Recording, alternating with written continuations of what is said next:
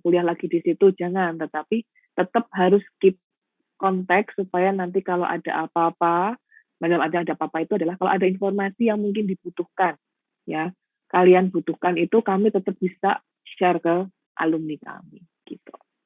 Itu ya salah satu bentuk bahwa database nanti kami punya database yang update tentang alumni, siapa alumni kami, siapa mahasiswa kami, itu jadi itu adalah satu bentuk dari database, ya. Oke. Nah, database itu adalah mengatasi ya persoalan-persoalan yang ada di pendekatan file tadi, gitu ya. Nah, maka kalau ini adalah data-datanya, ya, lalu ini adalah programnya, untuk penghubungnya itu adalah sistem manajemen database, ya. Nah, maka untuk satu database itu adalah harus saling terintegrasi. Kuncinya atau kata kuncinya adalah integrated. Related ini ya, database itu adalah serangkaian file, ya, serangkaian file yang saling terhubung, ya, saling terhubung dan terkoordinasi secara terpusat. Ya, ini pengertian dari database-nya. Nah, jadi database itu adalah serangkaian file yang memang dia ini saling terhubung, ya, integrated, interrelated gitu ya, dan juga saling terkoordinasi secara terpusat. Oke, kemudian pendekatan database itu memperlakukan data sebagai sebuah sumber daya organisasional yang seharusnya digunakan oleh dan dikelola oleh sebuah organisasi. Ya, karena kalau misalnya database itu kita tidak memandang bahwa data itu hanya digunakan oleh satu fungsi saja atau satu departemen saja. Tetapi data itu bisa digunakan oleh semua departemen atau bisa digunakan oleh seluruh bagian dari organisasi. Jadi tidak terfokus pada satu bagian saja. Jadi kalau misalnya bagian registrasi butuh data mahasiswa, ya tinggal ambil aja di database-nya. Gitu ya. Jadi tidak melayani hanya yang kita pisahkan itu adalah fungsinya saja. Ya, jadi fungsinya beda-beda. Tetapi database yang digunakan itu sama. Hanya batasan fungsi penggunaannya saja yang beda-beda. Nah, maka sebuah sistem manajemen database itu bertindak sebagai interface antara database dan berbagai program aplikasi. Jadi sebagai penghubung antara program-program yang dibuat dengan database-nya. Ya, dengan database-nya dari suatu perusahaan. Kemudian selanjutnya, kalau di secara umum berarti jangan sampai terbalik ya, atau jangan sampai sama ya, bahwa sistem database itu sama dengan sistem manajemen database, enggak. Jadi sistem database itu adalah gabungan dari database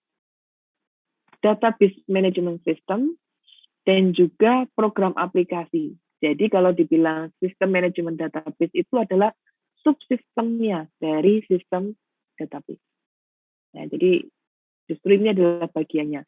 Maka ini ketiganya ini barulah disebut sebagai sistem database. Ya. Nah, nanti setiap karyawan ya itu akan bertanggung jawab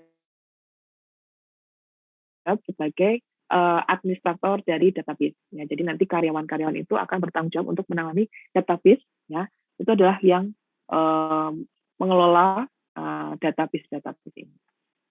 Nah, kemudian ketika nanti sudah berkembang ya teknologi, sebagian besar perusahaan itu akan membangun database yang sangat besar disebut sebagai data warehouse. Nah, di sini ini belum teknologi yang paling update ya. Kalau yang update lagi itu adalah yang namanya big data. Nah, kalau big data ini sudah sesuai dengan revolusi industri yang 4.0 gitu ya. Kalau yang sebelumnya itu adalah masih disebut sebagai gudang data. Tapi pada konsepnya mirip ya. Cuman kalau big data itu jauh lebih luas ya konsepnya. Itu nanti saudara kalau belajar di ya ini mungkin belum banyak bahas big data, itu nanti mungkin kalau saudara mulai belajar sistem informasi manajemen mungkin akan belajar apa itu big data. Ya. Oke. Lalu ini adalah penting dan keuntungan sistem database. Ya. Sistem database ini ada di mana-mana, saudara. Jadi sistem database itu atau teknologi database itu ada di mana-mana. Hampir sebagian besar SIA itu mengimplementasikan pendekatan database. Ya, daripada pendekatan file, bayangkan saudara akuntan, terus saudara itu harus mengelola beberapa, bahkan kalau perusahaan pun itu akuntan itu tidak hanya satu bagian dikelola sendiri saudara untuk perusahaan besar. Pasti akan dipegang beda-beda. Oh, ada akuntan khusus untuk piutang, untuk utang, itu ada sendiri-sendiri, pajak ada sendiri saudara. Tapi mereka membawahi ya di bagian akuntan. Tapi untuk data itu adalah dengan menggunakan pendekatan database supaya lebih mudah ya dalam dan lebih update dan lebih efektif ya untuk mendapatkan data yang dibutuhkan. Nah, tetapi secara virtual atau ya virtual itu berarti semula ya, seluruh komputer itu atau seluruh komputer mainframe itu menggunakan teknologi database. Ya, hampir semua itu sudah mulai menggunakan teknologi database. Nah, kemudian penggunaan database dengan PC itu tumbuh sangat pesat untuk saat ini ya. Jadi, karena hampir semua, jarang sih ya saya lihat masih ada yang manual gitu ya. Jadi sudah menggunakan personal komputer, itu biasanya menggunakan database. Jadi lebih sudah bisa lebih update gitu ya. Oke. Nah, di sini sebagai akuntan, salah satu tugasnya adalah melakukan audit atau bekerja dalam sebuah perusahaan yang menggunakan teknologi database untuk menyimpan, memproses, dan melaporkan transaksi akuntansi. Nah, di sini nanti saudara ya ketika bekerja ya, kalau akuntan pasti ya nanti saudara akan melakukan audit walaupun saudara mungkin bukan di bagian audit gitu ya.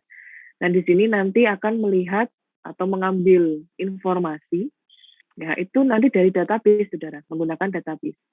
Nanti saudara akan memproses transaksi bagaimana, melaporkannya bagaimana, lalu menyimpannya juga bagaimana. Kemudian mengquerykan itu adalah istilahnya kalau melaporkan itu kan kita reguler ya, tapi kalau query itu hanya kebutuhan khusus aja. Jadi misalnya yang ingin kita jadi untuk laporan-laporan yang sifatnya tidak reguler, itu kita bisa mengquery database. Nah, kemudian ya, sebagian akan menyusun dan mengevaluasi SPI untuk menjamin integritas database. Ya, nanti saudara juga akan melihat karena setiap perusahaan itu kan pasti punya SPI-nya, gitu ya. Nah, SPI ini nanti kalau saudara mungkin udah belajar audit, ini udah ngambil audit belum ya? Untuk semester 3. Nanti saya ngomong SPI, saudara masih belum? Belum ya? Oh, sudah? Sudah, Bu.